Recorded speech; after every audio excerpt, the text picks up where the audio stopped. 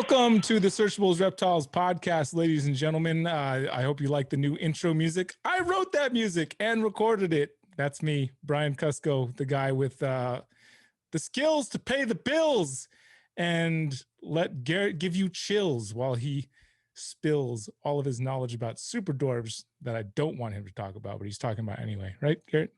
Garrett Hartle here, everybody, with Reptile Reptiles, world's premier breeder of suit. No, just kidding. I would have totally taken credit for the music, but I know everyone would call me out immediately on that one.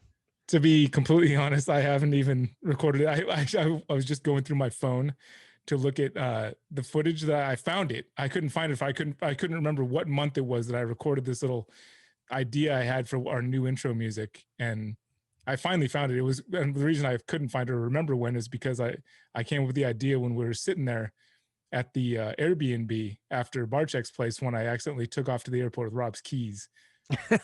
Yeah, that's right. That's the night that I came up with the idea for the music for the intro, and I'm hoping that it records as well as my little mouth rendition that I have recorded on my phone, because I haven't recorded. It played already. Because he's so confident about it that he included it in the intro already, and I haven't even heard it. He hasn't run it by me or anything. Yeah, it's just, I hope you enjoy that new music, guys. I'm like, what music? I'll just roll with it. You remember when we talked about the idea of rolling from that intro music into and having like the noise of the old dial-up sound, like the old AOL sign-up sound? Right, Do you remember discussing that? Yeah, vaguely. Okay. Well, the only reason I remember is because I heard the noise again when I found that video that was buried in my phone back in October. I found it and I was like, oh, yeah. There it is. That's the idea I had. Hey, you got it all together. For those of you guys that are watching on YouTube, I mean, Brian's even got the LED lights in his snake cages behind him matching his T-shirt today. Look at that. Yeah. And it's contrasting against my flannel. He's all together. I'm over here in the basement. I got like boxes behind me and stuff like that. But the one thing that I have that you don't have, Brian, is the drink sponsors on my side this month. Yeah, that's true. It doesn't matter because I'm not drinking. I've got water. Yeah, poor Brian. Usually so on it with the drink sponsorship stuff. And we actually I put a post.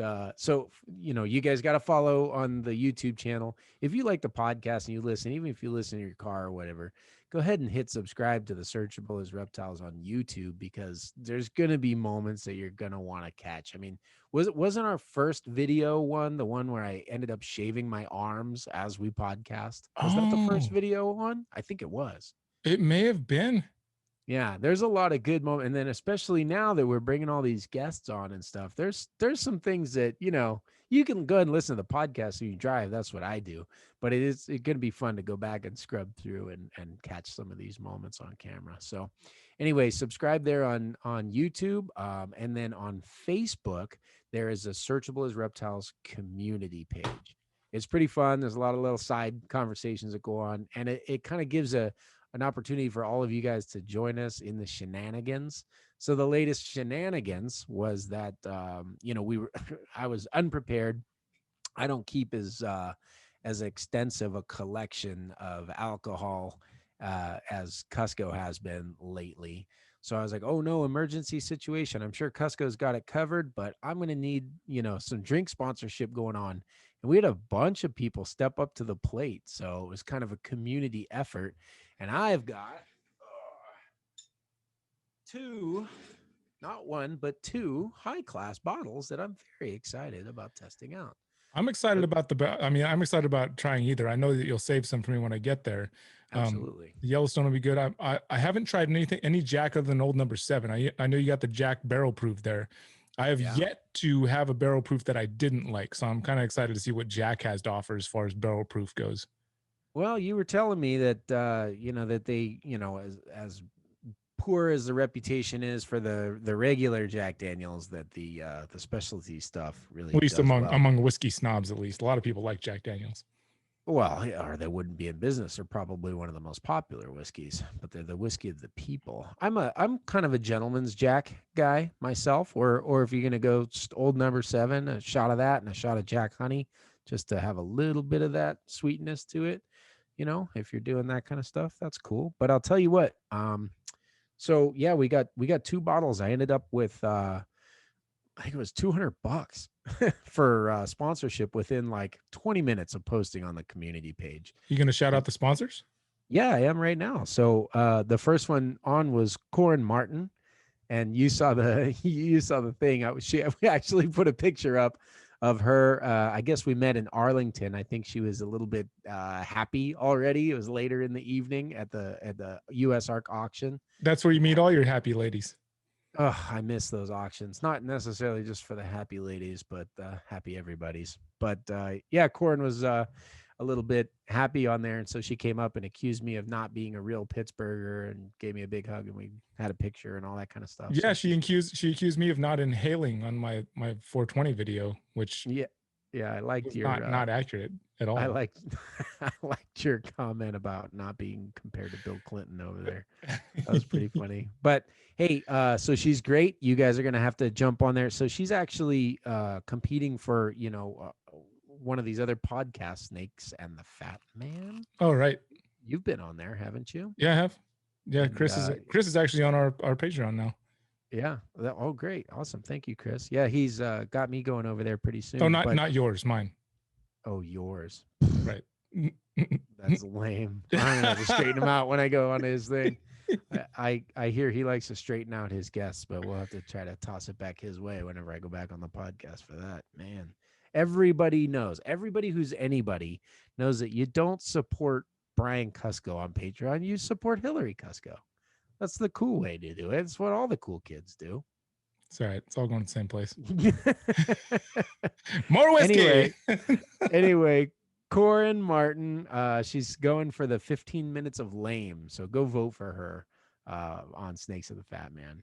And then we had Lisa Anonymous, we'll call it, threw some stuff in there. Ethan actually recommended that that I get some Eagle Rare. I've got some. Tried. Yeah, I tried to find it, but it apparently is good because there was a very long, deep, section of empty, shelf space with the tag on it. So I tried to get that. Phil Wiedemann and Chris Ward. So very much a community effort. Which one should I start with here, Cusco? If it was start with the Yellowstone, I would go. What's that? What's the proof on that Yellowstone? Yellowstone is 101 proof. I would start there just to ease in. I'm guessing that barrel proof is somewhere more in the 115 to 125 range. Barrel proof 129.2 to be exact. There you go. So yeah, I would start with lower proof and then work up to the barrel proof. That's not always the case, but for you, that's what I'm recommending. Okay, Yellowstone. This one I bought because the bottle looked cool. Cusco hadn't tried it, and it was the most expensive bourbon in the shop. So, well, I'm cleansing. I'm not super jealous because even if I was there right now, I wouldn't be drinking it. But I also wouldn't plan to travel to your house while doing a health cleanse. That was not something I would do. So I'm happy with my water for now. Yeah. Whiskey means water anyway. It's water of life. Yeah. Quit trying to stay relevant while I'm the only one drinking. While you're drinking, I want to talk a little bit about our guest who we have in the waiting room, Mr. Jimmy Cruz. Those of you guys that don't know Jimmy, he is the owner of Ball Life, and Ball Life travels to basically I think he hits basically every show in California, period. I don't think there's a show that happens in California that he doesn't set up at and vend at. That's pretty hardcore if that's true. That is pretty. I think we'll have to ask him. He's also a really awesome guy. I don't want to. I'm fearful to say exactly how I feel because I'm afraid he's going to go take the recording of this and use it against me at the shop. But when I go to Freedom Breeder, I love the entire Freedom Breeder crew. Everybody there is awesome, really. But Jimmy, I'm always there. I'm always looking for Jimmy, and I'm always feeling bad if Jimmy's not there because there's a piece of my day that's not going to be as good as it could have been had Jimmy been there when I show up. And I mentioned that because there has been times when I've gone there and he's not there. And I'm like, God damn it, Jimmy. Couldn't you just been here and made my day that much better? Then he's really an awesome dude. I know he's been through a lot, which is probably why he's as awesome as he is.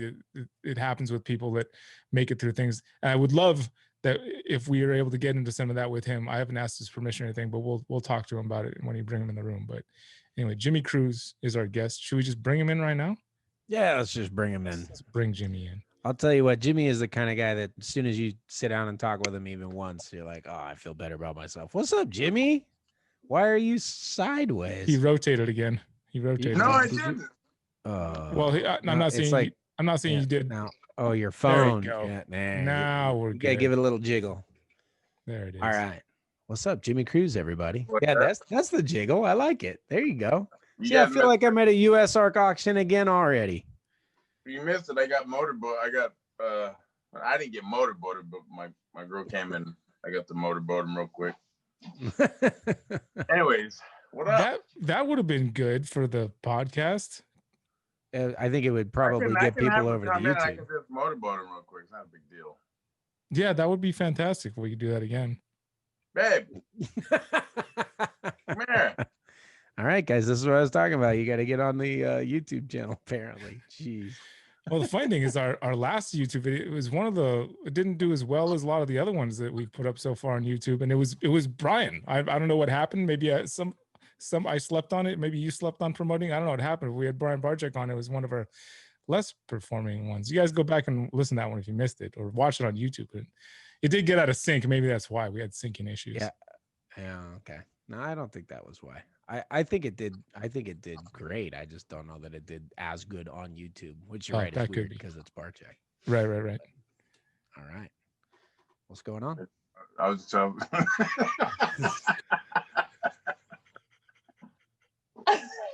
I'm all embarrassed now. Oh, well, yeah, nothing happened. I like your Carnage shirt though. Oh yeah. Carnage. I read a bunch of the Venom. Marvel and all that. You I are. like Marvel and DC. I don't really have a favorite, but me and my boys, we're all bad guy fans. So when it comes to Star Wars, we're all the dark side. No heroes over here. I was a big Venom. I had most of the Venom comic books growing up. I purchased them. I like Carnage. I don't know. I relate more to Carnage. I could see that. Well, let's talk about your reptiles, sir. I'd like to talk to you about everything in your life, period. But let's talk about reptiles first.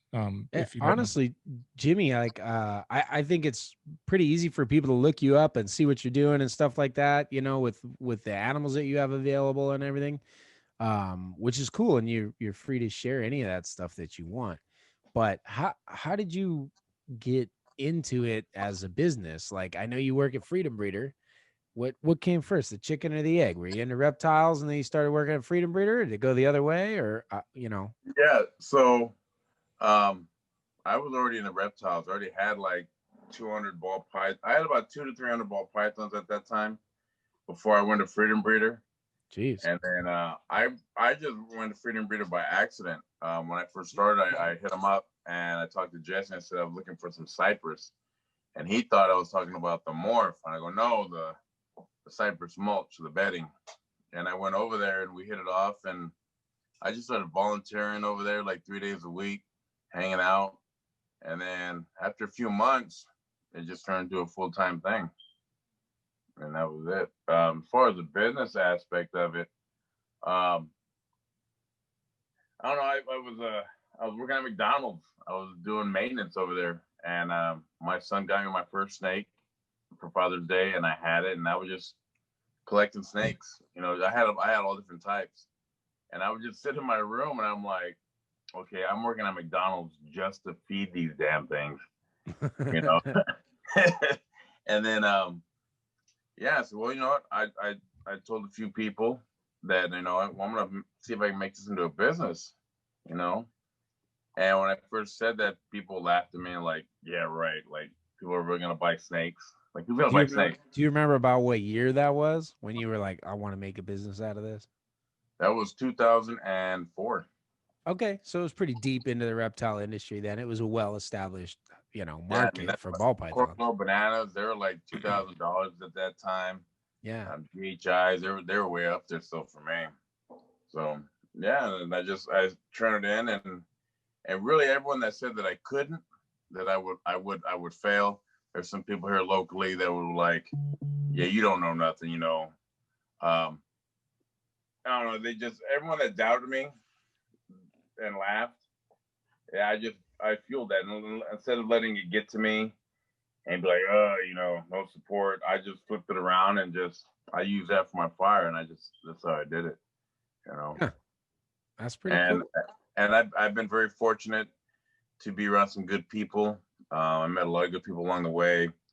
I just stay open-minded and took the advice of everyone and just used what their knowledge to what worked for me. And it's gone. It's just blew up ever since. And I think being with Freedom Breeder, Jesse has taught me a lot. I mean, I thought I knew some stuff, but I'm not nearly as knowledgeable as him. You know, he can look at a snake and just off the top know what it is. Me, I have to like look at it a little bit more and then like, okay, I see what it is, you know. Yeah. How about like, so from the financial aspect and stuff, as far as like them starting to pay the bills, you know, like, are you in your reptile room right now? Is that your place, Behind? Yeah, it's my snake room. Yeah. I'm not big league. I just got it's got its own room. Yeah, no, I mean that's great. But what I mean is, like, I mean, you're saying you started with McDonald's job funding your snakes and you built up from there, you know what I mean? Yeah. So how did you navigate the financial side? Like, you put some money in, you get some babies, you start making some money. Do you have a story that we're like, wow, that was probably the big purchase, the turning point for me that really allowed me to? I think so. For what it was for me, it was my fiance here. She'd get refunds, tax refunds, and I'd be like, I need to buy some snakes. So I got them from Frankie Burney. I got them from a few people, and I just started investing. And all the babies I would get, I would sell. I just turn around and just put it back into the business.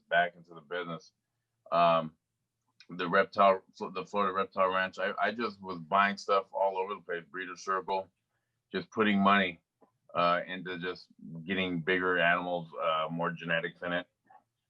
And I can't say they're really. No, I think the one that really helped me was when Jesse, for my birthday, he gave me a Coral Globe yellow belly pied, and he gave me a Highway. And I haven't made those yet. So when he gave me those for my birthday, that like kind of flipped it around for me pretty good. So I mean, because that back then they were still at $2,000 still. Yeah, I mean I mean, it's not a lot back then, but I mean, when they first came out, they were a lot more expensive. But, yeah. I mean, that's still a pretty serious thing, though. If you're getting a snake that's $2,000 that you can hurry up and reproduce over and over and over and over again, that $2,000 starts to stack up pretty quick. Yeah. Yeah. So I don't know. I just I've been very fortunate. Like, it's a full-time business now. It does pay the bills, but it's a lot. It's very time consuming. The amount I have over 700 here in this room alone. Yeah, like I said, so from where I started at to where I'm at now, it's you know, a complete 180. Do you go to every single show? We were talking about this before you came on. Do you go to every single show in California, basically? Yeah, every show.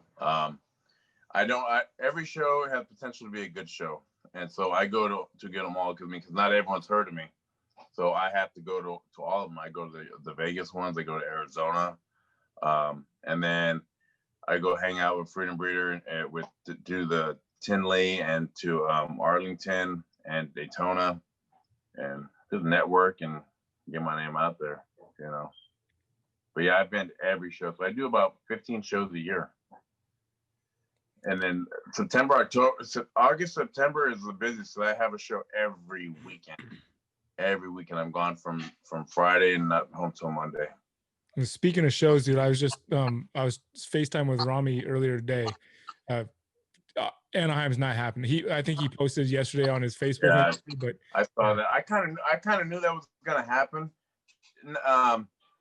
Just because of the sheer amount of crowd, the size of crowd he had at his shows. I mean, the last one was almost 10,000 people. You know, fire marshal wanted to shut it down because we're like overcrowded in there. So I kind of figured they were gonna shuttle that down. I honestly don't think shows in California will start kicking in until about April, May. Yeah, he was saying it was kind of a blessing in disguise because we weren't there. A lot of people weren't too sure about the Anaheim location, as far like vendors, the parking situation, all that, all the walk-in crowds. Yeah, so he's kind of seeing it as a blessing in disguise. He's really hoping that July we'll be back at the big Pomona spot. I'm hoping so. August. No, he said July. That's what he said. That's what he told me, at least. Maybe. I thought July was San Diego, and August is Pomona. Yeah, that's. I mean, unless I'm mistaken. Yeah, well, I'm just telling you what he told me. No, he told you July, but yeah, I don't know. Maybe things are changing up or something. Yeah, he said on the bright side, we will be in Pomona in July in the big building. That's what he said. Maybe he misspoke, but that's what he told me. Yeah. Yeah, that one I'll be. I should have more babies. I'm honestly, I'm out. I only have like 15, 20 babies left. I got my last clutch just hatching out right now. No, there wasn't a whole lot. I sold out really fast. So you do like almost all ball pythons. I know you got some other stuff, but I have other stuff, but they're pets only. Okay. My sole thing in this room only is ball pythons. I have a retic. I have a couple retics. Some chameleons, Vietnamese mossy frog. I have some hots, but my buddy deals with all that. I don't have really time for those guys. But yeah, its majority is all just ball pythons. Everything else is just pets, just to have. What is your do you have a specific ball python avenue that you go down? Specific genes that you work real heavy with? Like Brian, I know does the clown and the pied pretty heavy. Yeah. What do you have a specialty? I just do it all. I work with all the genetics, the strangers, the clowns, the pies, the scaleless, desert ghost, albinos, pies. I get a variety of everything. I was gonna say you always seem to have like a really, like you got the Skittles layout on your tables at the shows and stuff. A lot of variety. Yeah, because when you go to a show, you'll have guys that for the newbies, they go out there and they don't know genetics. They just see names, and to them, all they see is brown snakes, brown snake, white snake, yellow snake. They don't see the variation, so I try and give them that variation, the different colors and the palettes and the, just the look of it and all that, and then just go from there, really. So I try and bring a little bit of everything to the table. Let's get it. I remember the first time I walked in the room for you. First time I met Jimmy, we were talking. I was like, "What kind of snakes do you have at? You keep snakes at home and stuff too?" And she's like, "I was pretty intimidated by. I get intimidated by people a lot when I first meet them for whatever reason. I don't know what that is, but Jimmy was one of those guys too. Because now I'm thinking about it. I felt the same way about Garrett, but more like intellectually. With Jimmy, he was more physical. He's just kind of standing there, all like freaking wide shoulders, just like, "Oh, I keep venomous at home. I got my tattoos all over my body and my head's bald. I'll headbutt you right through the wall." I never imagined he'd be a guy that I just grab in a headlock and like wrestle around a little bit just for fun. Well, I mean, I have a monocled. I have a monocled, and then it's. I don't think you're allowed to say that publicly. I have a false monocled. False water monocled. Yeah, and then some albino westerns, and a Norpac and a Mojave. Tip. I used to have eyelashes. Those things were really badass. I like those. Yeah, I've had those too. Those are fun. I had a yellow phase and the Christmas tree phase, and it's funny when I put the male in. The male was Christmas tree. When I put him in with a female, he changed colors. He went from Christmas tree to yellow. Really? I'd never seen it. I thought they just said that. It goes, like yellow, like solid yellow. Yeah, but he changed. He went from Christmas tree phase to yellow. I've never heard of that before. He was all green and red, and then he just changed over to yellow and red. Yeah, I've never heard of that. That's crazy. Yeah, that is wild, man. Dude, Jimmy, how have you always been happy-go-lucky, like carefree? Because every time I come in, I talked about this on the intro when you weren't listening, but you're like one of my favorite people to run into at the shop. It's always a good time. Every time we're hanging out, it's always nothing but laughs, nothing but fun. It's always joking. Like everything's like happy-go-lucky. I don't know. I don't think I was always like that. Where I came from, where I've been, you didn't walk around like that, you know. For those that didn't know, I got 15 and a half years behind the wall in the prison system. The longest I did was 8 years flat. I've been to YA as well, California Youth Authority. Yeah, when you walked around, you woke up, you walked around like you were gonna kick someone's ass. You didn't say, "Hey, good morning, guys. How you doing?" You know, you just didn't do that. No, and then I don't know. I just figured that there's. You want to go back before that to how you got there in the first place? Which time? From the youth thing. What are you doing over there? Youth Authority. It started. I was into stealing cars, GTAs, hot rodding, fighting, stuff like that. We grew up in the hood, you know, and then from there, my fixation was guns, and I got 7 felony gun convictions, 2 are nonviolent, and I was just a knucklehead. I was one of those knuckleheads you read about in the paper, but I was always one they made an example out of. You know, when 3 strikes came into California, I was one of the first ones to get popped with that. I was always in trouble. My 8 years was for strong arm robbery, home invasion. I was one of the worst back in the day. Wasn't that like a tradition with the folks? I mean, was that running the family? Is that just like where you know? It's all gang related. My family isn't gang. Well, my mom's side is gang related. We're like enemies. They're like Southsiders, and I'm a bulldog. Where I'm out here. No, just is that how it was. I mean, I just grew up in the streets. My mom was always gone, working 2 jobs, you know, and it was just me. My dad wasn't around, so I just grew up out here, you know. And you just run with some homies, and you know, get in trouble, I guess. When you're young, you get tested a lot, or you won't do it, you know, and so you're always being tested and called out. So then it's a pissing contest basically, and yeah, I guess I lost. I was the biggest loser on that one. Yeah, you win the contest and you lose that. Yeah. That's a chunk of life. 15 years total. Jeez. 15 and a half years, yeah. The longest I did was 8 years. I did from 18 to 20. Then I was out 55 days. Then I went right back in. And I did from 20 to 28. Then I was out 17 months. And then I went back in for another year. Then I'd be out like for a few months, another year. And then for a few more months, another year. So really, for me, after a while, I got tired. So that little quick story was, so how I got into this also, my oldest son at the time, he was 7. And he's a penitentiary baby. He was made when I was in the prison system.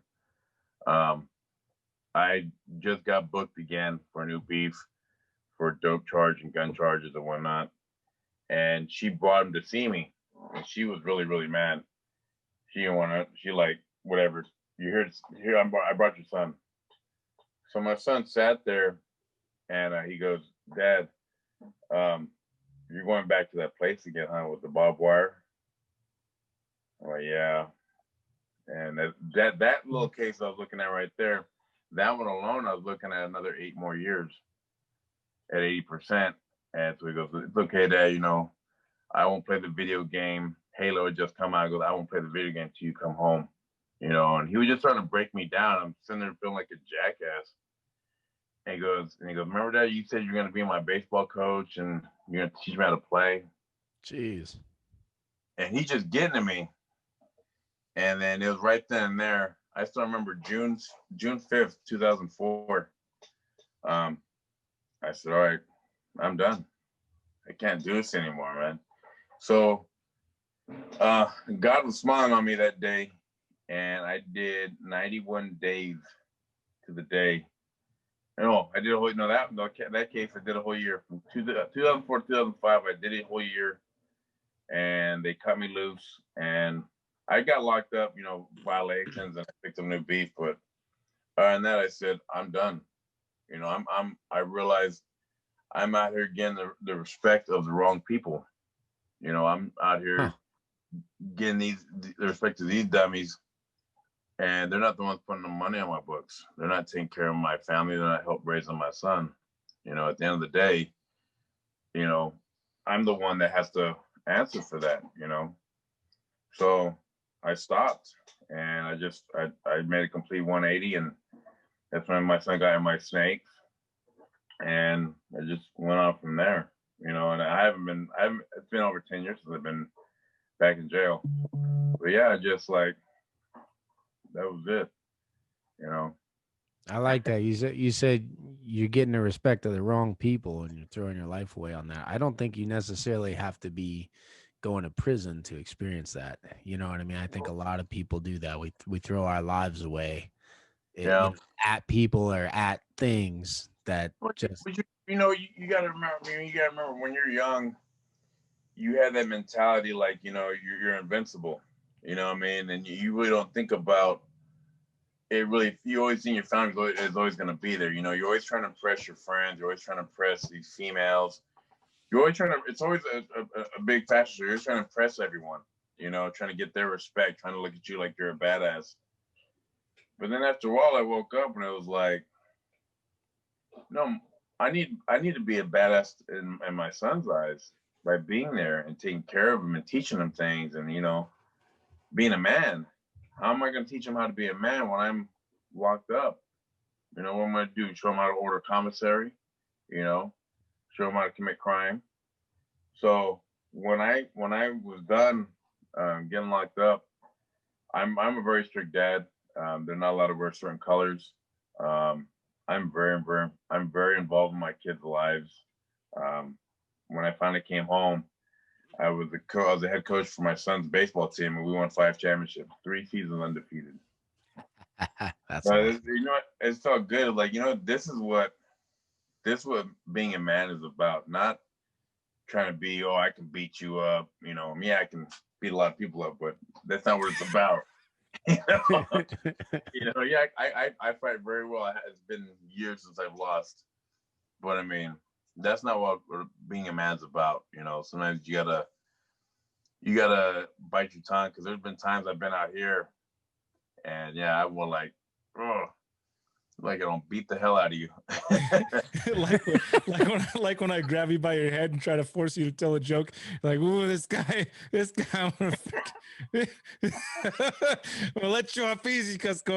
I've changed. I'm not. And then the happy-go-lucky part about me, I've always been that way, really. I think that's my way of, because I deal with depression a lot, like bad. Well, there's something you haven't mentioned. You mentioned to me. You don't have to bring it up if you don't want to, but there's something we talked about a while back, a couple of years ago, something that kind of maybe set you in that direction pretty hard. And that I think anybody who's had something like that happen to them would. Yeah, I mean, for me, it's just been real bad for as long as I can remember. And like I said, there's some days I really get down, like bad.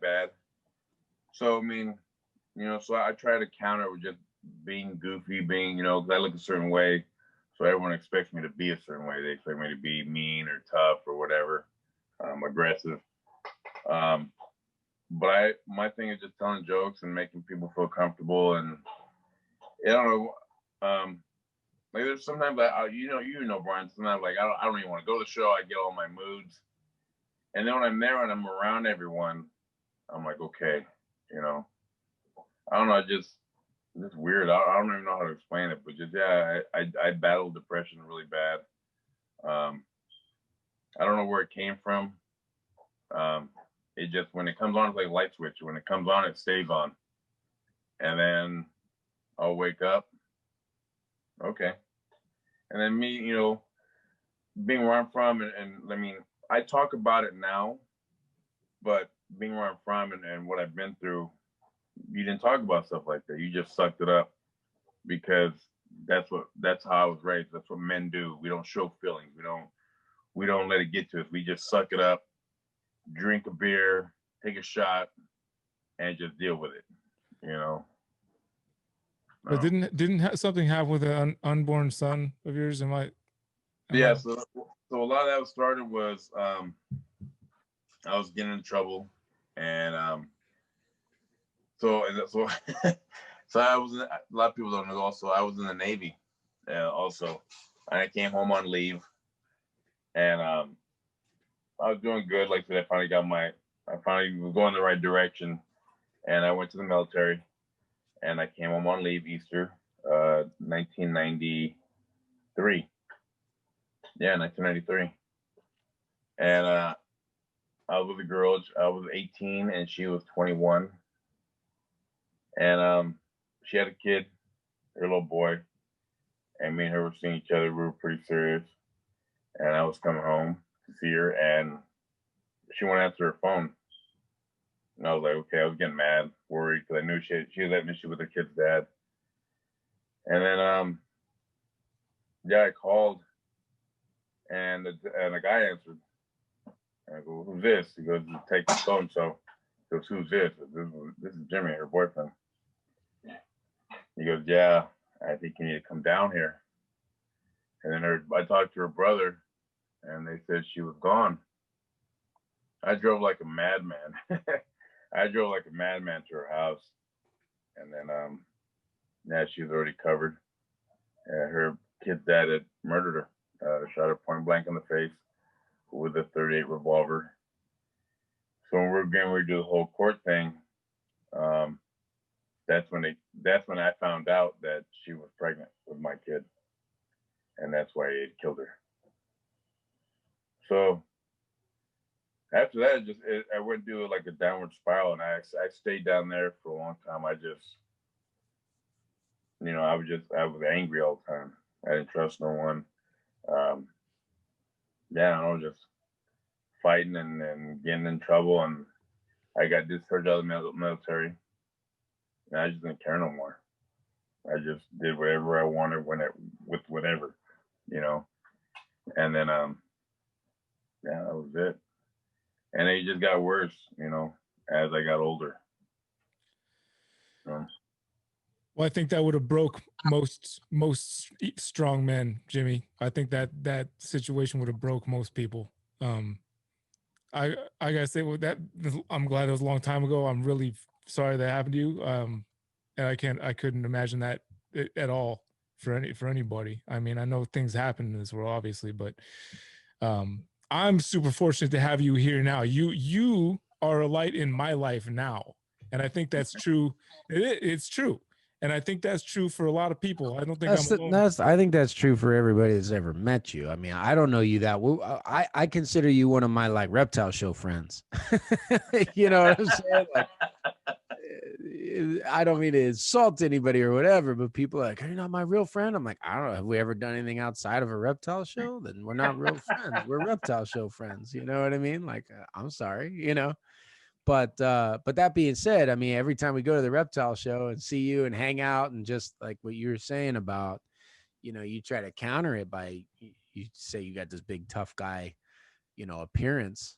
And yeah, I don't know anybody that I feel more comfortable around when I'm hanging out. You know what I mean? Like within 30 seconds of meeting Jimmy, you're like, what's up, man? You know what I mean? And just goofing off and feel so. I don't know. You pull it off pretty well. I think that's cool. And I think it's really, really cool that, you know, what ended up kind of straightening you out was that realization that you want to be with your son. You finally finished the dream of the baseball coach thing. And then he got you into the ball pythons. Yeah. And that's that. And then he's the one that worked with us over at Freedom Breeder, Josiah. Yeah, I met him. I met him. I met him whenever I was up there. Yeah, just briefly. But my little one, he's not here right now, but my little one, he's in the Kenyan sandbars. So he's the one that really he likes to study the morphs, and he's always look at this, and I'm like, okay. So he's got a few himself, and he's wanting to do the whole breeding thing, and he's really into it. My middle son, he's just gaming, like whatever. My oldest, he's no longer working there, but he's doing firefighting now. Oh yeah, cool. Yeah, good business in California. Yeah, I know, right? Job security. Yeah. Man. Yeah, that's really cool. I mean, obviously, all three of us here are dads and stuff like that. My kids are, my little kids all have their own corn snake. You know, they got their own corn snake morph, and now they're growing them up, and they want to breed them. And of course, it's like, I mean, I don't know. When you go buy a nice new ball python, how much do you spend on that? You're like, oh, this is a cool one. I got this at the show, right?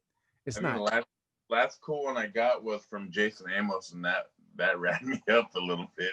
Yeah, Stranger Project's still pretty high up there. What was that? Yeah. Do you mind sharing? How much do you spend on a snake? That one, he gave me a deal on it. It was 11,000. Whoo! Yeah. See, that's what I'm talking about. So when my kids are like, "Hey, Dad, I want a corn snake," I'm like, "It better be cool." and that was the homie deal too, right there. Yeah, that was the homie deal. That's 11,000. I think he was selling for like 15. Yeah, for sure. And this one's double het clown and albino. Oh my god, dude. So I'm gonna prove it out. Because I have plenty of girls here. There's 144 breeder females here, with another 100 girls that are right at that 1,000-1,200 mark. So there's a lot of girls. So I have plenty of girls to prove them out to. They have like here's something. Sorry, go ahead. No, go ahead. Oh, I was just gonna say, someone was asking me this earlier today, and it kind of dawned on me that I'm not this way. Brian Cusco, how many adult breeder females do you have? Oh, I would have to look around and count a little bit. I can do it from right here. Hold on. I don't have the number in my head. I got 1, 2, 3.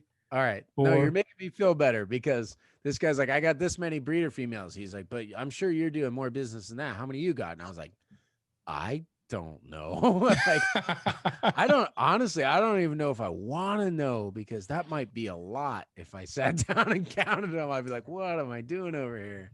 You know, or maybe it's not, maybe it's a little bit, but I don't know. I got my snakes that I like, and I breed them. And, you know, when females have follicles, I'm like, ooh, what are we going to make with this one this time? You know?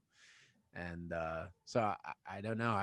So you got it all. You got this many, and then this many online, and you got it all calculated out. And then obviously too, you said something earlier that I got 10 proven breeders. There you go. 10 proven breeders. 10 proven. Oh my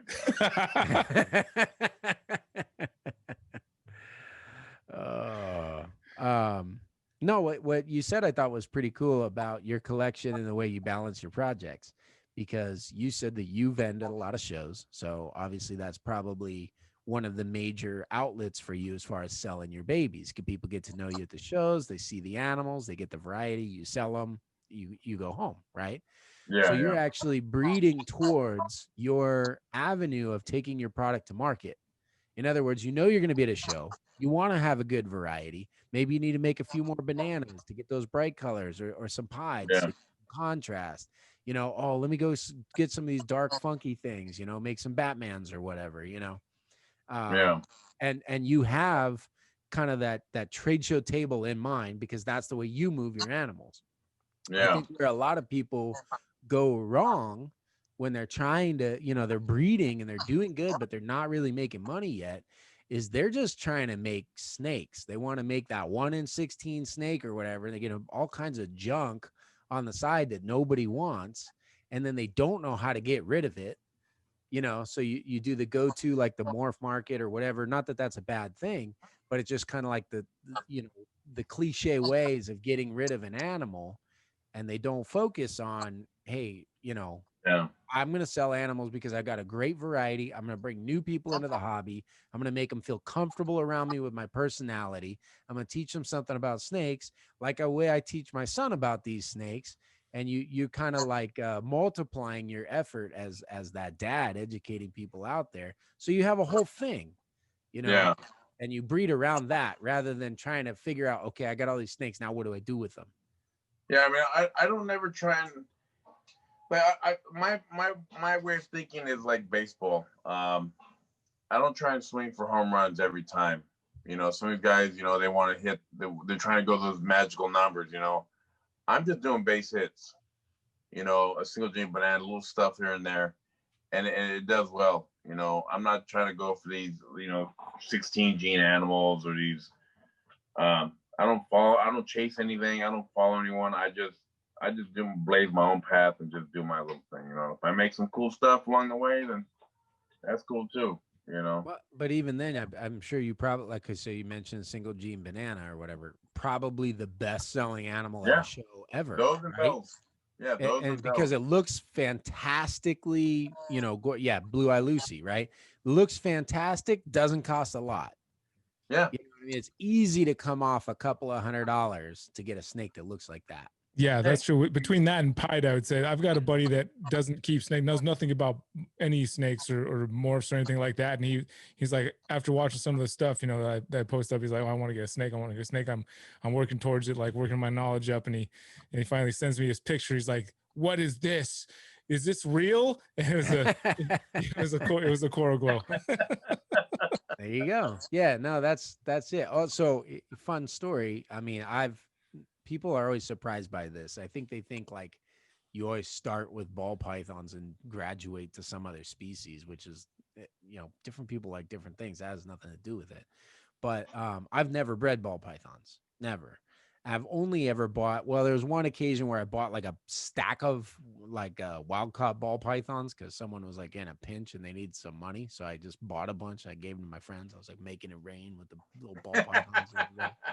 But other than that, I bought one ball python in my life ever. And it was because I saw an old ad for Pete Call. It was one of the original piebald ball pythons. And I was like, holy crap, I'm going to own one of those one day. And that's how I know that I will have arrived. So at a certain point in my life, I had enough money. I was actually talking to Ben Rennick at one of the shows. We were having a good time. He had an exceptional looking pied. And I was like, I'm gonna buy it. So I bought that and I was like, I'm accomplished. I pretend, you know how you like buy snakes for your wife? I bought it for my wife. Like, here you go, honey. Never did that. Yeah, come on. You know what I'm talking about. Like when I was a kid, when I first started, I didn't like ball pythons. My first thing was milk snakes. And, that was my thing. I liked the milk snakes, all the variations, the Conans, the Nelsons, the albinos, the tangerines, the Hondurans. Well, I liked all that. Even a few corn snakes. You remember Pro Reptiles? They're like color printed ads and stuff. You do this SASE back in the day. You send out, you get all the cool pictures of the milk snakes and everything. I never did that. Man, you missed out on a major part of the industry when you were a kid. What were you thinking? You didn't do the SASEs? I wasn't allowed to have animals or mess with that stuff when I was a kid. Neither was I. That's why I did all these SASEs where I pay people and put a little envelope in an envelope with my name so I can have pictures of them, live vicariously. Anyway, sorry. Go ahead. So you bought a ball python for somebody because you like milk snakes. Yeah, no, I started with milk snakes, all the colubrids. I like those better than some of the boas. And then there was a guy here locally. He was like, he had a ton of colubrids. He goes, you need to focus on something because you have too much variety. You got berms, you got retics, you got Taiwan beauties, you got GTPs. You got too much of everything. You need to focus on one thing instead of just being everything. Amen. And he goes like, do ball pythons. I'm like, ball pythons. All right. And yeah, my first ball python was a bumblebee and a pastavi. And I thought I was like the shit. Like, oh, I got a pastavi, bumblebee. And I started with that. And then eventually I got rid of all my other animals and I just stayed with the ball pythons. Yeah. How did you do it? How did you get rid of them? Feed them to your dog? Before Morph Market, what happened there? Oh, we lost your video for some reason. Oh, you're back. No, someone called me. So what happened was before Morph Market, I just put it online. That's when Facebook was, you could post stuff up on Facebook and all the classifieds. And I just shipped all the Klubers to people in Texas, all over the United States. I shipped all my Klubers out, Berms, Thai Beauties. I was just shipping them out, and I just got all that money and reinvested it, and I was just getting just ball pythons, stuff like that. Yeah. Dude, Facebook. Oh, sorry, I forgot Facebook. It was kind of weird timing because I think around the same time, Facebook and these two things had nothing to do with each other, but right around I think the time Facebook stopped allowing people to try and sell animals online. I was right around the same time I was just over Facebook. I know it was like mid-COVID, mid-riots. I was like, dude, I'm not going on Facebook anymore. So I forgot that you can't do that. Yeah. That's when the classifieds on Facebook were big. I mean, there's so many groups. That's all it was, just classifieds. And I just sold everything that and bought everything. And I was really bad on auctions. I used to be on the BSR. And I got cracked so many times for auctions, and that's why I got a lot of stuff too. Just hitting auctions. I sold something on Facebook yesterday. There's a camera. I sold something on Facebook today. Rob, my employee's like, you can't sell stuff on Facebook. I was like, I just did. Yeah, all I do is I put lost girls or whatever, or the escapee, PM for info. Yeah. That's it. No, I sold a camera lens. It wasn't an animal. Oh, no, I just put a snake up and I was like, hey guys, this is the last high percentage Superdor female of the season for under $1,000, and like sold her right away. And then he's like, you can't do that. And I was like, well, I did. I'll delete the ad. Boom. They don't even know I was there. I'm going to do that tomorrow. I'm doing that tomorrow. Do it. Yeah, I'm going to. People want to know. I'm not telling you why not. I'm going to do it. Damn the man. I sold a camera lens yesterday because I hardly use it. It's a great lens for photography, but it's really not that great for. Well, no, it's good for video too. I just didn't use it enough, and I felt like my family deserved to live in the house another day. So I was like, well, I better sell something real quick. And get all the cages. Just put them all in the cages. The kids are small enough. That's true. They climb in here and clean them sometimes. No, it was fun. It was a fun little adventure because the guy that I sold to, I know I look like I might have some kind of Spanish speaking nationality in me, but I don't. No, not really. No, I used to. When I was younger, everybody assumed I was Mexican. Just the California thing, I think. But I can't. But Google Translate is an amazing tool. If you ever need to speak to somebody that doesn't speak the same language as you, man, it works. Like it worked really well. There you go. I didn't know that. I have it. I never used it. It works. If you want to talk to somebody anywhere, really, they have all the languages on there. You could speak to somebody. It's amazing. I love it. I'm not like you guys, Dora the Explorer. You guys are all over the place. I sit here working back. Give me one burrito, super burrito. That's it. You just let Jesse do the Spanish speaking for you. I tell you that one time we went to a Mexican store, and I forgot what I ordered. I ordered something, and they looked at me, and I'm like, I looked at Jesse. What did they say? And they were lost. They were confused. Like, you don't speak Spanish?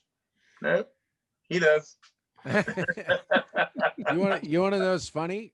So when I went to work at Prehistoric Pets, it was about 10 years ago, they got a bunch of Spanish-speaking Mexicans working in the back rooms, cleaning the snakes and all that kind of stuff. Because they hired one person, they like brought their family, and you know what I mean? It's like aunts, uncles, cousins, they're all taking care of the snakes back there. And I used to go hang with them and laugh with them and all this stuff. And I couldn't speak Spanish, but I didn't realize that I could understand everything that they were saying. Entiendo mucho, pero hablo poquito. Yeah, he's trying really hard to say I could understand a lot, but I can't really speak much. But it wasn't very smooth. But anyway, yeah, I didn't realize how much I could understand, and I didn't even know like where one word would stop and end. I could just get the gist of what they were saying all the time. You know what I mean? So we used to go like, I don't know. I was always hanging out with them in the back room. Like we would make all the taquitos on Christmas and all that kind of stuff. And those were my people. But I know Prince Spanish. That's about it. yeah. I know a couple of like pickup lines and stuff that I learned in high school, you know, but other than that, I don't speak any Spanish. But I was laughing. My mom came into the shop one time when I was working there, and I was talking about. I was like, I don't know why I feel so comfortable around them. I was like, and it's weird. I can understand everything they're saying, even though I don't know what words they're using or whatever. I just always know what they're saying. And she's like, well, it's probably because you're a Spanish nanny. And I was like, my Spanish nanny. And she's like, yeah, from like 8 to 16, we had a gal that spoke nothing but Spanish, and she would speak to you kids every day. And like whenever my folks would go out of town or whatever, she'd leave us with Rosa, and you know what I mean. And she'd just be speaking in Spanish all the time. So apparently, I learned it. Are you sure your brain's not making this up? No, I'm telling you. Well, sure. like I said, I'm not claiming to speak Spanish here or anything like that, but I could always like kind of understand what they were saying.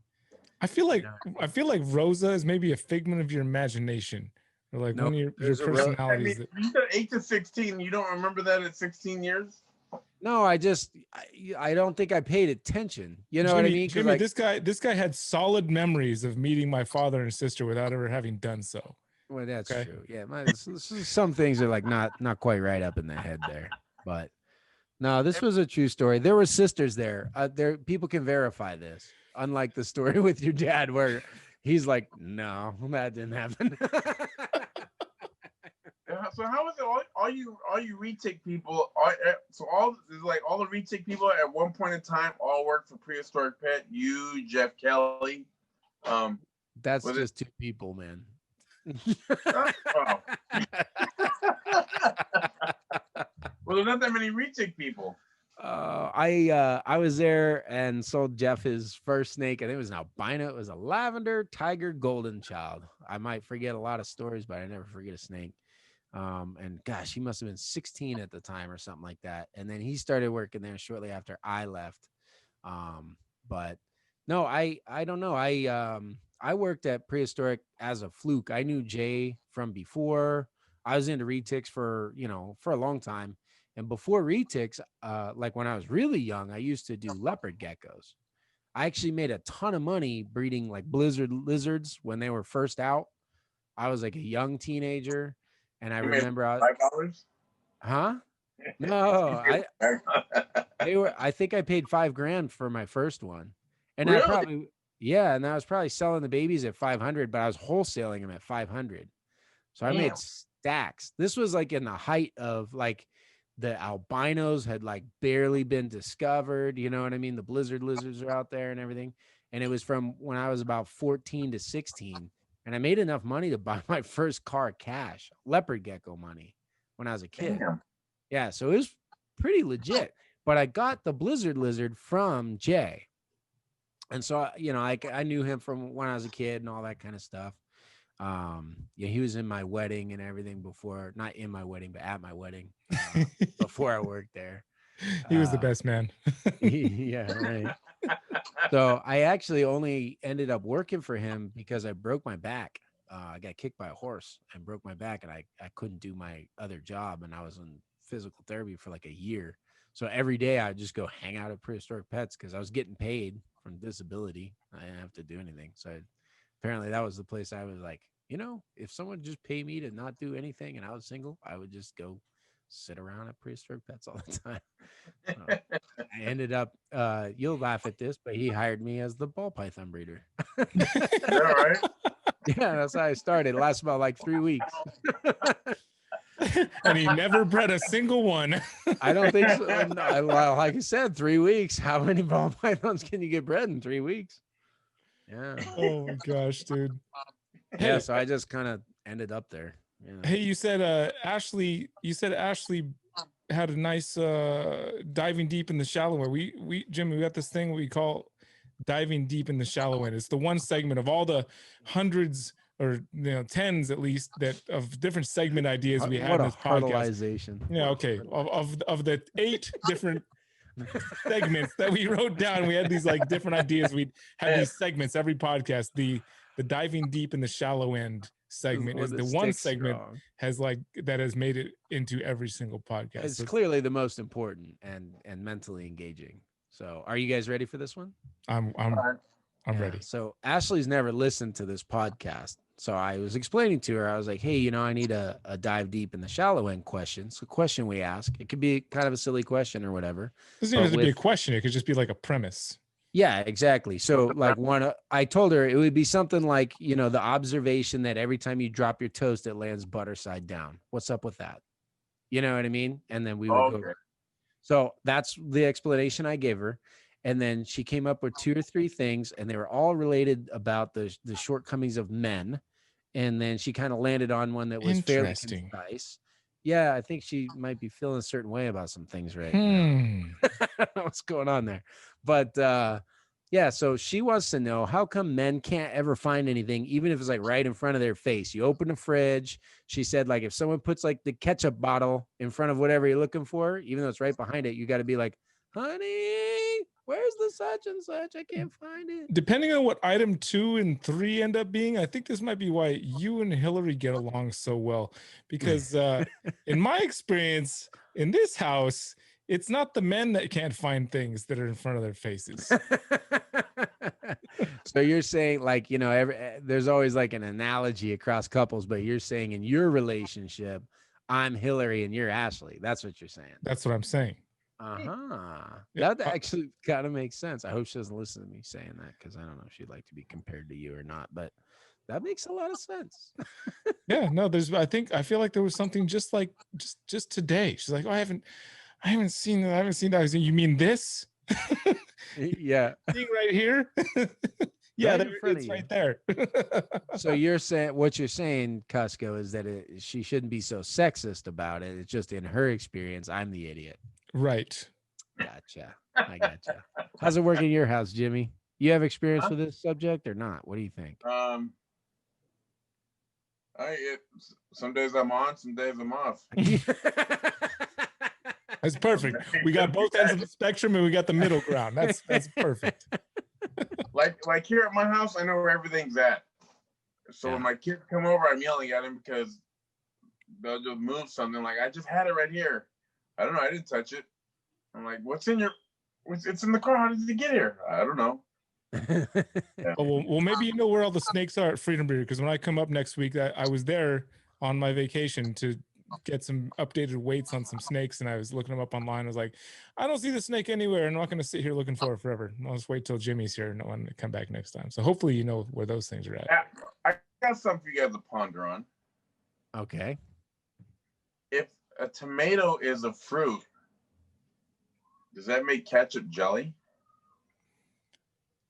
Paste, bed jelly. No, that just blew my mind right there. I think it'd be more of a.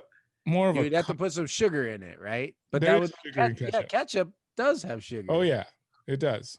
Any good ketchup, any ketchup worth its salt, which it also has sugar in it.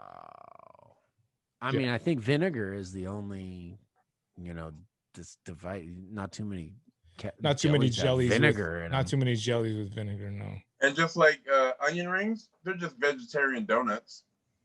I can vouch for that. I don't know if you can call an onion a vegetable, but I mean, what? Not only that, but most donuts are vegetarian anyway. So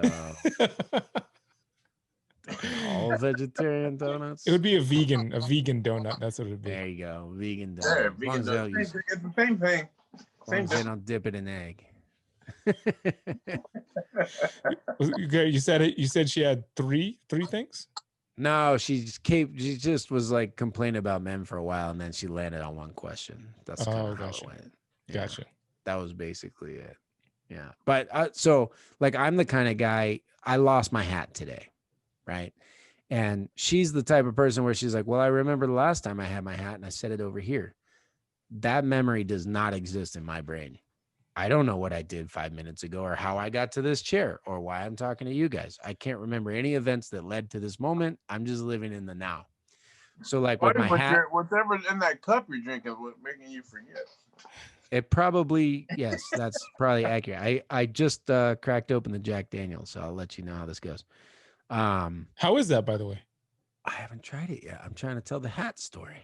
I lost my hat today too. That's the one thing I lost several times. I did, you know what? I might be having to eat my own words because I think at least 3 or 4 times in the last 2 days, I said to Hillary, I don't know where my beanie is. And I've definitely said it many times. All right. This thing's got like a lot of bite, but it's really smooth at the same time and very flavorful. Hey, for beanies, just put a beanie in every car. I have a beanie in all 3 of my cars. I'm never out of beanies. That's how you find your stuff. So this is what I do. I have a place. I got a place for my wallet, a place for my keys, and a place for my hat. And if it's not in that place, it's gone. It doesn't exist anymore. It could be at the mall. It doesn't matter. Like, you know, I cannot find things. I pay my kids to find my stuff. If I happen to set something down not in its place, which rarely happens, you know what I mean? But I'm like, hey, I'll give you $1 if you find this. I got 4 kids, so they pretty much scour the house in short order. So. Yeah, my keys go on my octopus. The wallet goes in the room next to the keys go on the octopus. I have an octopus key holder. Oh, okay. Okay. That makes more sense. Like my mind immediately went to the the invertebrate. my house is a typical guy house. You look and it's just like, yeah, a guy lives here. In my room, I got all 80 pair of my Jordans. Then on the other wall, I got the little Funko Pops. It's mine is house. My house is clearly divided by altitude, so we're in the basement right now. And as you can see behind me, it looks like a guy house that's selling snakes. Hey, I just found a book that's called, the title is Shallow in the Deep End. Wow. It was written by some indigenous, I think in... Ooh, indigenous. Yeah, so you want to hear about it? It's just a paragraph. Shallow in the Deep End was written with youth from Tiwi Islands and Jared Thomas. It's a warm-hearted and funny tale that breathes joy. Erica wants a dog, but her dad brings her a baby water buffalo instead. And she names her Shallow. And the baby water buffalo becomes friends with Erica's friend's dog, Bruno. And together the two run around town having fun. Havoc ensues, such as the destruction of an inflatable paddling pool, a trampoline, and worst of all, the football at the grand final. And there's never any ill will, even to the end when a decision has to be made about Shallow's future. Oh my God. What are you talking about over there, man? You're getting way off. Listen, look up the book Ketchup Jelly. That one's a lot better.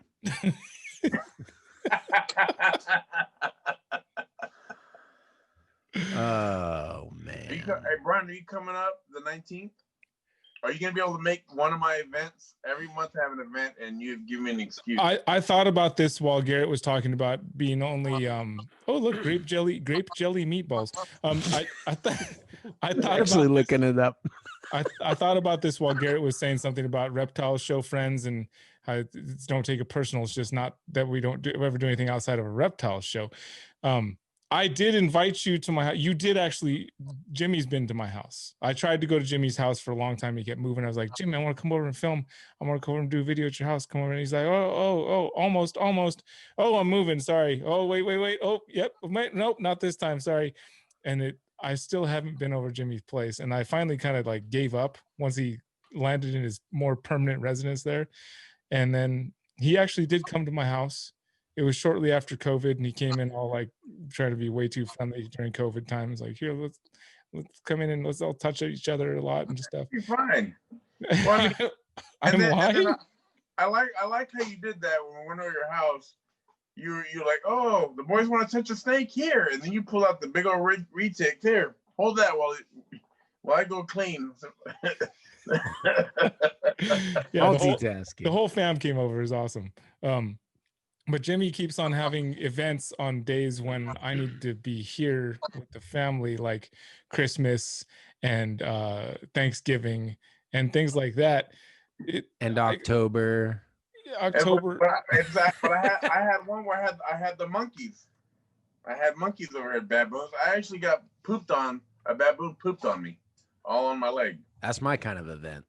Oh, well, here's the one thing. Here's the one thing, and this is a legitimate reason, and it's like I honestly would really be there. We're going down to see Hillary's family, which includes her grandmother, who's in her 90s, and she's requested, that we don't see a bunch of people before doing that, and that's why. Yeah, so you've been giving me that story for the past 2 months. So when are you going over? I know, but that's because we keep that's keep a long quarantine period. No, we keep going to see old family members in between. That's within 2 weeks of Christmas. The 19th is literally right within 2 weeks of Christmas. All right, Jimmy, I've been getting fed a one-sided story about you for a while now that I need to verify. Now that I got you on the horn, all right. Okay. Do you even remember who Aiden is that works for me? Yeah. Okay. So you guys are like cool for real? Yeah. Because he keeps talking about, nah, me and Jimmy, we're tight. That's great. I was gonna go to this Halloween party, but you made me come home early. Yeah, I told him. I said, look, just he was excited because we were gonna have the monkeys. We were going. He was super excited. Oh, that was the monkey thing. I monkey deprived. We had the monkey. We had a baboon. Oh, that's bad. We had 2 baboons. We had some capuchins. He brought the alligator. It was a blast. Well, let me tell you about this. This is how excited he was to come to that party. He almost moved to California over it. He was like, I'm not going home anymore. He's like, hey boss, I'm just gonna extend my stay a little bit longer because I gotta go to this party at Jimmy's. And I was like, dude, your work is stacking up, like we set it aside for you for a while so you can have this little California vacation. That's cool, like I support that. I'm happy for you, get out of Pittsburgh for a little bit, because he's like a Pittsburgh kid. He doesn't get out, he doesn't go anywhere, you know what I mean? Well, I can vouch for the fact that Jimmy throws some pretty awesome parties. Well, I haven't been to one yet. Capuchins and baboons and everything else. We go all out. We have little. I'm always trying to do something different. So we'll have like little contests. So we'll have like hot chip eating the one chip challenge. What's the one? It's like chip? really really spicy chip. It's like the peanut. The hottest chip in the world. Like the chips are hot. Yeah, the chip is super spicy. One Dorito chip. Really? Yeah. So we'll do they that. Make a Dorito chip that's that hot? Yeah. It's called One Chip Challenge. The death chip. You're gonna have to send me one of those. I don't believe it. I'll do it on video. Whatever. I'll order one and then matter of fact, you and Brian do it. No. Dorito can't make anything hot enough to actually get a reaction out of me. I don't believe it. So you can send me one. I'll eat it on video or something. Live stream. Yeah, we'll live stream it. That's fine. Yes. I call BS. Yes. And I'll get Rosa on the phone so you guys can know she exists. How about that? Jimmy, send him the chip, dude. Send him the chip. Yeah. She could translate for me in Spanish, you know what I mean? As I go through the one chip challenge. I'll be like, oh, she'll be like, ah. That's how you say that in Spanish. See, you didn't know I knew that. Oh, I think we both confirmed that we both know more Spanish than Jimmy, as little as we know. Yeah, pretty much. Yeah. Pretty much. The only one with any Mexican here that could potentially speak Spanish is nope, nothing. Got nothing. He knows how to say taco. No, I know prison Spanish. That's all I know. I know prison Spanish. You got me for some sheets, a spoon. I'll learn all that. But other than that, yeah. You hold the conversation with me. I'm sitting you just like. Did you just say that you know how to say spoon? Yeah. Well, let's hear it. The cuchara. Cuchara. Yeah. Okay. What happened was I was in Folsom. I was in New Folsom prison, right? And I'm up there top tier, me and my cellie. And so they're like, hey, when the doors open, bring down your cuchara. I looked at my cellie. The fuck is cuchara? He goes, I don't know. You don't know either? He goes, no. You don't know? No. So we both walked out with our cups. I'm like, all right. No, your spoon, dummy. You don't know what a guitar is? No. You don't speak Spanish? No. Your spoon. Oh, okay. And then another time I was in Corcoran and we're sitting in the yard and we're turning in laundry for the sheets and all that. And this is my first term. And one of the older homies was like, hey, when the door's open, go get my sábanas. Okay. I know. Door's open. I run in there. The fucker sábanas. Oh, his jacket. Grabbed his jacket. Oh, it's coffee. I grabbed his coffee, filled it up, walked out. And the door's only open once every half hour, like 5 minutes. So I walk out. He goes, what the fuck is this? I go, your coffee and jacket. I told you the sheets, dummy. Oh, that's what sábanas means. There you go. Okay. I'm fact checking him over here right now. He's correct about both of those. There you go. There you go. Sábanas and cuchara. I'll tell you one nice thing. So my main experience with foreign languages, I lived in Indonesia and I just moved there. I didn't know how to say anything. Yeah, I lived there for a while. And Wow. yeah, we've told this story already. We need a new story. Jimmy doesn't know the story, but you don't know the story. I'm just giving you some happenstance stuff. So I was excited, with this, like the comfort with the Spanish speaking language, that a lot, like the pronunciation is very similar, and a lot of the words, at least to me, they sounded similar. So I learned those words quickly. So things like, in Spanish, zapatos is shoes.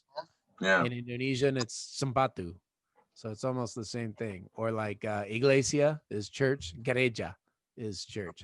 So I don't know. I started making all these connections. So it's funny to me because I don't know that I could do it now. It's been so long, but I could speak semi-fluent conversational Indonesian by the time I left, right? But what I could never do is speak Indonesian and English together in the same sentence. It's almost like Indonesian lives on this side of my brain over here, and the English lives on this side of my brain over here. So it was fun when I got back to America because I was like, I gotta find some Indonesian speaking people and play. You know what I mean? But then they would talk to me and they speak really fast, but then they're going like every fifth word would be English and the rest was Indonesian. And my brain is trying to switch back and forth the two sides, and it's like and shorting out. And so that's what happened. That's it. Yeah, the second language ruined me. It took up all the extra brain space for where my hat's supposed to go. That's what happened. We finally figured it out. Thank God for diving deep in the shallow end with the ketchup jelly. We got it all figured out. Well, shoot, Jimmy. I think we're about to wrap on our thing here. You got anything you'd like to say to our audience of what are we up to now, Gary? We got like 27 people or something listening. I don't even know how to find it. Yeah. Okay. Well, we'll just assume that it's at least 27. What do you want to say? It's over 27. Yeah. Okay, maybe 27 what, people? People, yeah. Yeah. Watching? Listening later. We don't actually know how to track these numbers, so we just think that we're making famous up numbers. Yeah. Just making up numbers. Yeah, it's probably a lot lower than that.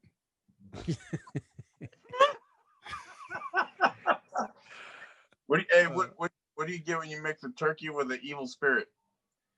A turkey with an evil spirit? A hobgoblin. Boom. Marvel villain. That's why. It's all come together. What? A hobgoblin. Like gobble, hobgoblin, evil spirit. No, that doesn't. Watch Spider-Man? No, yeah, but that's Jimmy not. knows what I'm talking about. The hobgoblin. He said, yeah, but I know who the hobgoblin is, but that doesn't bringing it all together. That was like the first thing we talked about on the podcast. No, but that's not an evil spirit. That's not. I mean, it's not funny. Did you ever see the hobgoblin? Yes, I've seen the hobgoblin. I know who the hobgoblin is. You know what a turkey says, right? Gobble, gobble. Yeah, but that's not a good joke. It wasn't a joke. It was just the first place. Okay, go. What does it say, Jimmy? Dig me out here.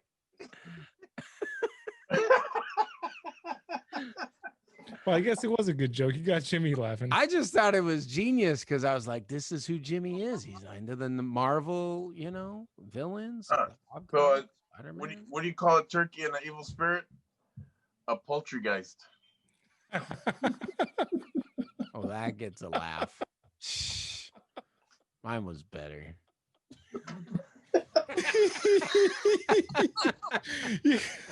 You could have done that with chicken too. Oh man, That's good. That's good. All right. You know what? You win. You win. That's the best message anybody's delivered to our audience yet. So we're gonna have to find somebody to prop that one. Yeah, just stay humble.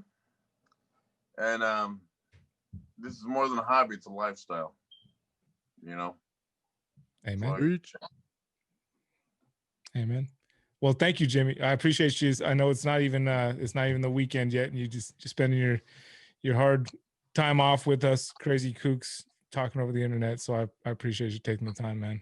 And even if there's only 27 people listening, think of the upside. You and me can be official friends now. We can be more than reptile friends. Woo. That was the perfect amount of excitement. Yeah, exactly. You guys are definitely gonna have to check out the YouTube channel for that one. That face was priceless. All right, all you listeners, you guys have yourselves a good night. Usually we just cut it off. We don't actually say anything. It's just all of a sudden over. But I'm going to say good night this time. Good night, good morning. Have yourselves a great time, whatever you're doing, wherever you're doing. Hug your loved ones. Rub yourself in a nice place. And Merry Christmas. Doing that now.